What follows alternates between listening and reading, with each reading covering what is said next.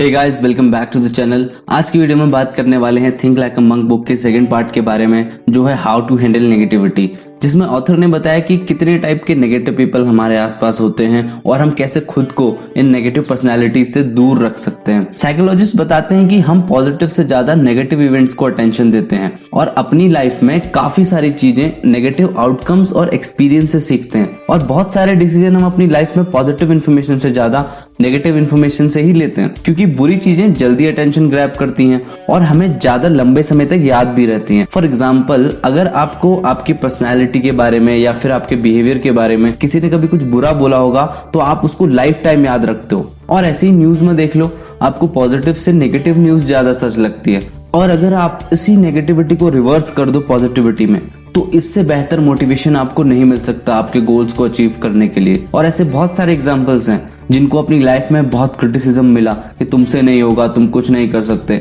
But उन्होंने इसको एक मोटिवेशन की तरह लिया और अपनी लाइफ में एक बेहतर मुकाम को हासिल करके दिखाया। तो मेन पॉइंट ये है कि आप इसको किस परसेप्शन से देखते हैं। ऑथर ने अपनी इस बुक में 7 टाइप्स ऑफ नेगेटिव पीपल के बारे में बात की है। नंबर 1 है कंप्लेनर्स टाइप। ये वो लोग हैं जो लाइफ को सिर्फ एक प्रॉब्लम की तरह देखते हैं, कभी भी सॉल्यूशन ढूंढने की कोशिश नहीं करते। आप उनकी एक प्रॉब्लम सॉल्व करके दो, वो दोबारा आपके पास एक अपनी नई प्रॉब्लम के साथ आ जाएंगे। नेक्स्ट है कैंसिलर्स। अगर आप कभी किसी को कॉम्प्लीमेंट दो, यार आप आज बहुत अच्छे लग रहे हो, तो वो आपको वापस बोलता है तुम्हारा क्या मतलब, मैं बाकी दिन अच्छा नहीं लगता क्या। तो ये कैंसिलर्स टाइप पर्सनालिटीज होती हैं। नेक्स्ट है कैजुअलिटीज। ये हमेशा समझते हैं कि पूरी दुनिया उनके खिलाफ है, सब लोग उनकी बुराई करते हैं। ये हमेशा प्रॉब्लम्स के लिए दूसरों को दोषी मानते हैं कि अगर ये ऐसा नहीं करता तो मेरे साथ ऐसा नहीं होता। नेक्स्ट है क्रिटिक्स। क्रिटिक्स हमेशा लोगों को जज करने की कोशिश करते हैं, उनके डिफरेंट ओपिनियन के बेस पर या फिर कोई भी ओपिनियन नहीं होने के लिए। ये हमेशा बताने की कोशिश करते हैं इन्होंने जो किया है वो बहुत अच्छा है, इनके लेवल का कोई नहीं कर सकता। अगले आते हैं कमांडर्स। इन लोगों को अपनी लिमिट्स पता होती है कि इन्होंने अपनी लाइफ में क्या किया है, बट ये फिर भी दूसरों को प्रेशराइज करते हैं सक्सीड होने के लिए। इनकी एक और हैबिट होती है, ये हमेशा कहेंगे आपसे कि तुम्हारे पास तो मेरे लिए टाइम ही नहीं होता यार, जबकि इनको खुद पता है इनके पास खुद टाइम नहीं है। अगले आते हैं कॉम्पिटिटर्स। ये हमेशा खुद को दूसरों के साथ कंपेयर करते हैं और दूसरों के हिसाब से खुद को मैनिपुलेट करते हैं, ताकि ये दिखा सके कि इनकी चॉइसेस जो है वो बेटर हैं आपसे और इनका लेवल उनसे काफी अच्छा है। नेक्स्ट आते हैं कंट्रोलर्स। ये हमेशा मॉनिटर करने की कोशिश करते हैं और एडवाइस देते हैं अपने फ्रेंड्स और पार्टनर्स को कि तुमको कहाँ अपना टाइम स्पेंड करना चाहिए और किस तरीके की चॉइसेस रखनी चाहिए। तो ये अपने हिसाब से लोगों को चलाने की कोशिश करते हैं। तो ऑथर कहते हैं कि इन नेगेटिव पीपल को हमें जज नहीं करना चाहिए, हो सकता है तो इनको न्यूट्रलाइज करने की कोशिश करो। तो ऑथर ने अपनी इस बुक में इसके सॉल्यूशन के बारे में भी बात की है कि कैसे हम इन नेगेटिविटी को रिवर्स कर सकते हैं। तो सबसे पहले बात करेंगे एक्सटर्नल नेगेटिविटी को कैसे रिवर्स कर सकते हैं। इसके लिए ऑथर ने कुछ प्रिंसिपल्स बताए हैं। नंबर 1 है become an objective observer. Author बताते हैं कि जब भी मंक किसी भी नेगेटिव सिचुएशन या फिर कंफ्लिक्ट को अप्रोच करते हैं तो वो कोशिश करते हैं कि वो उस मोमेंट के इमोशनल चार्ज से एक स्टेप पीछे हट जाएं और सिचुएशन को इस तरीके से देखा जाए जैसे आप उस सिचुएशन के बीच में हो ही नहीं। ऐसा करने से क्या होगा, ऐसा करने से आपको हेल्प मिलती है ताकि आप बिना जजमेंट के उस सिचुएशन के बारे में सोच पाएं, क्योंकि नेगेटिविटी देखो किसी भी व्यक्ति की पहचान नहीं होती, उसका ट्रू नेचर कहीं ना कहीं छुपा हुआ होता है। फॉर एग्जाम्पल, कभी सूरज बादलों के पीछे छिप जाए तो इसका मतलब ये नहीं है कि सूरज है ही नहीं। तो हमें ये बात समझनी है जब भी हम ऐसे लोगों के साथ डील करते हैं जो नेगेटिव एनर्जी एग्जीक्यूट करते हैं। अरे हम भी तो नहीं चाहते ना कि लोग हमारे कैरेक्टर को कुछ हमारे बुरे मोमेंट्स की वजह से जज करें। देखो, जब भी आपको लोग हर्ट करते हैं तो वो भी अपनी लाइफ में कहीं ना कहीं हर्ट हुए हैं। यही एक वन ऑफ द रीजंस होता है कि वो लोगों को इस तरीके से ट्रीट करते हैं। इसीलिए दलाई लामा कहते हैं कि अगर आप कुछ कर सकते हो तो दूसरों की हेल्प करो, अगर कुछ नहीं कर सकते तो एटलीस्ट दूसरों को हर्ट भी मत करो। तो कंक्लूजन ये है कि किसी भी नेगेटिव सिचुएशन को इमोशनली हैंडल नहीं करना है। नेक्स्ट प्रिंसिपल है बैक स्लोली अवे। ये जो प्रिंसिपल है ये कहता है कि सिंपली चीजों को धीरे धीरे छोड़ना सीखो। एक बहुत ही famous Buddhist monk Thich Nhat Hanh, शायद यही इनके नेम का प्रोनाउंसिएशन है, इनको फादर ऑफ माइंडफुलनेस भी कहा जाता था। ये कहते थे कि चीजों को छोड़ना हमें फ्रीडम देता है और फ्रीडम ही एकमात्र कंडीशन है हैप्पीनेस के लिए। अगर आपके दिल में किसी भी चीज या किसी पर्सन के लिए एंगर, एंजाइटी या फिर पोजेशन है तो आप कभी भी फ्री नहीं रह सकते। इसीलिए ऑथर कहते हैं कि आपको नेगेटिव थॉट्स और फीलिंग्स के जो फिजिकल ट्रिगर्स होते हैं उनको अवॉइड करना चाहिए। फॉर एग्जाम्पल, आपके साथ आपके पास में कुछ बुरा इंसिडेंट हुआ है और आप आज भी उसे लेकर दुखी हो, तो आप कोशिश करो उससे जुड़ी हुई फिजिकल चीजों से दूर होने की। ये कोई प्लेस हो सकती है, कोई पर्सनल बिलोंगिंग हो सकती है। तो मेन पॉइंट ये है कि अगर आप फिजिकली नहीं छोड़ पाओगे तो आप इन नेगेटिव थॉट से कभी अलग नहीं हो पाओगे। अगला बहुत कमाल का प्रिंसिपल है, द 25/75 प्रिंसिपल। ऑथर कहते हैं कि मैं हमेशा कोशिश करता हूँ खुद को ऐसे लोगों से सराउंड करने की जो मुझसे किसी न किसी वे में बेहतर होते हैं, फिर वो ज्यादा स्पिरिचुअल हो या फिर ज्यादा हैप्पी हो अपनी लाइफ में। स्पोर्ट्स में भी ऐसा ही होता है, अगर आप अपने से बेहतर प्लेयर से सराउंडेड होते हैं तो वो आपको ग्रोथ की तरफ पुश करते हैं। अब इसका ये मतलब बिल्कुल भी नहीं है कि आप अपने फ्रेंड्स पर नेगेटिविटी का लेबल लगा दो।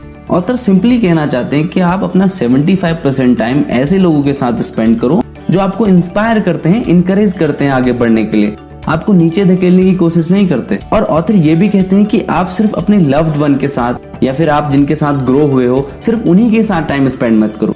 आप बुक्स पढ़ सकते हो, कोई वर्कशॉप अटेंड कर सकते हो जो आपके गोल्स के लिए इंपॉर्टेंट है।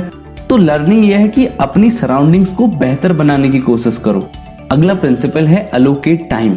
अगर आप नेगेटिविटी को हटा नहीं सकते कंप्लीटली तो इसको कम करने का एक और तरीका, आप इसे रेगुलेट कर सकते हो कि किस पर्सन को आप कितना टाइम देना चाहते हो उनकी एनर्जी के बेसिस पे।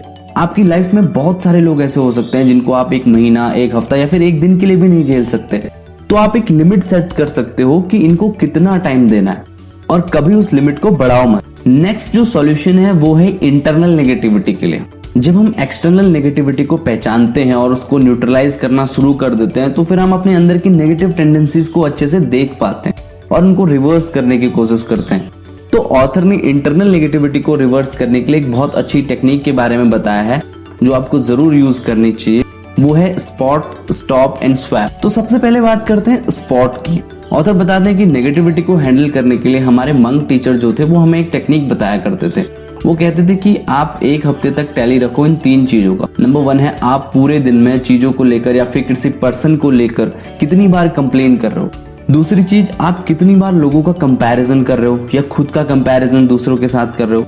और तीसरी चीज है क्रिटिसाइज, कि आप कितनी बार लोगों को या चीजों को लेकर क्रिटिसाइज करते हो पूरे दिन में। अब ऐसा करने से क्या होगा कि जब आप इन चीजों का हिसाब रखोगे तो आपको रियलाइज होगा कि आप अपनी लाइफ में ये चीजें करते हो, वरना हम इन छोटे छोटे नेगेटिव थॉट्स को रजिस्टर ही नहीं करते और ये बहुत बड़ी प्रॉब्लम है। तो ऐसा करने से हम अपनी नेगेटिव टेंडेंसी को स्पॉट कर रहे हैं और आपका गोल होना चाहिए कि ये टैलीज डे बाय डे कम होनी चाहिए और वीक के एंड तक 0 हो जानी चाहिए। नेक्स्ट स्टेप है स्टॉप। जब आप अपने नेगेटिविटी के रूट्स को अच्छे से समझते हैं तो अगला स्टेप है उनको एड्रेस करने का। आप अपनी नेगेटिविटी को साइलेंस कर दो ताकि आप अच्छे थॉट्स और एक्शन के लिए रूम बना सको। ऑथर कहते हैं कि जब भी हम बहुत ज्यादा स्ट्रेस्ड होते हैं तो हम अपनी ब्रेथ रोक लेते हैं, अपने जॉ को टाइट कर देते हैं, हमारे शोल्डर टेंस हो जाते हैं। तो ऑथर कहना चाहते हैं कि आप अपनी फिजिकल प्रेजेंस को ऑब्जर्व करो। क्या तुम्हारा जॉ टाइट हो गया है? क्या तुम्हारा माथा सिकुड़ गया है? तो ये कुछ साइंस है जब आपको रुककर एक गहरी सांस लेनी है, अपने बॉडी को पूरा ढीला छोड़ देना है। ये आपको हेल्प करता है शांत होने में। और जब हम अपनी नेगेटिव फीलिंग्स को लिमिट कर देते हैं तो आप देखोगे कि आपके पास कहने के लिए कुछ नहीं बचा है, आप बिल्कुल निशब्द हो जाते हो। हालांकि ये ऑकवर्ड साइलेंस किसी को पसंद नहीं होती, बट नेगेटिविटी से फ्री होने के लिए ये काफी अच्छा तरीका है। वैसे भी किसी के काम को क्रिटिसाइज करके तुम एक अच्छे वर्कर नहीं बनते यार। अगला स्टेप है स्वैप। ऑथर कहते हैं कि उस एक हफ्ते की टेक्निक में बहुत सारे मंक्स थे जो पूरी तरह कंप्लेन करना, क्रिटिसाइज और कंपेयर करना नहीं छोड़ पाए थे। तो ये पॉसिबल है कि हम भी कंप्लीटली इसको नहीं छोड़ पाएंगे। तो ऐसे में हम क्या कर सकते हैं? हम अपनी नेगेटिव फीलिंग्स को स्वैप कर सकते हैं पॉजिटिविटी में। फॉर एग्जाम्पल, आपको आपके कलीग से जलन हो रही है जो अपनी लाइफ में बहुत तेजी से ग्रो कर रहा है और वो आपके साथ ही कभी सेम प्रोफाइल पर काम किया करता था। अब आप सोचते हो यार ये भी कभी सेम प्रोफाइल पर था मेरे साथ और आज देखो कितने मजे हो रहे हैं इसके। इसने पक्का कुछ गलत तरीका अपनाया होगा आगे जाने के लिए, वरना कोई इतनी जल्दी कैसे ग्रो कर सकता है। यहाँ पर देखो, आप कंप्लेन कर रहे हो और उसको कंपेयर कर रहे हो खुद से, फिर उसके बाद उसको क्रिटिसाइज भी कर रहे हो। अगर आप यहाँ पर चाहते तो इनको स्वैप कर सकते थे। आप उस कंप्लेन को एक लर्निंग की तरह यूज कर सकते हो। देखो कि वो ऐसा क्या कर रहा है जो आप नहीं कर रहे हो, और जब आप कंपेयर कर रहे थे उसको एक इंस्पिरेशन की तरह लो कि अगर वो कर सकता है तो आप भी कर सकते हो। और क्रिटिसाइज करने से अच्छा आप एक प्लान बनाओ कि कैसे आप भी उस मुकाम को हासिल कर सकते हो। अपने छोटे छोटे गोल सेट करो कि कितने टाइम तक मुझे कहाँ पहुंचना है। एक और बहुत ही अच्छी चीज के बारे में ऑथर ने बात की है। ऑथर कहते हैं कि हम सब लोगों के पास दूसरों के पेन को फील करने के लिए कंपैशन और एम्पैथी जैसे वर्ड्स हैं, लेकिन क्या आपको मुदीता के बारे में पता है? मुदीता एक संस्कृत वर्ड है जिसका मतलब होता है कि दूसरों की खुशी में खुश होना। ऑथर कहते हैं कि अगर मैं सिर्फ अपनी सक्सेस को एंजॉय करूंगा तो मेरी खुशी जो है बहुत लिमिटेड रहेगी, लेकिन अगर मैं दूसरों की सक्सेस में इन्वॉल्व होना शुरू कर दूं, उनको एंजॉय करना शुरू कर दूं, चाहे वो मेरे फ्रेंड्स हो, कलीग्स हो या फिर मेरे फैमिली मेंबर्स, तो मेरी खुशी 50 गुना बढ़ सकती है। इसीलिए हम सबको मुदिता प्रैक्टिस करनी चाहिए। तो गाइस, आज के वीडियो में इतना ही। आई होप आपको ये वीडियो हमेशा की तरह इन्फॉर्मेटिव लगी होगी, और वीडियो पसंद आई हो तो लाइक एंड शेयर जरूर कर देना, और चैनल पर नए हो तो सब्सक्राइब कर देना यार। Thanks for watching guys.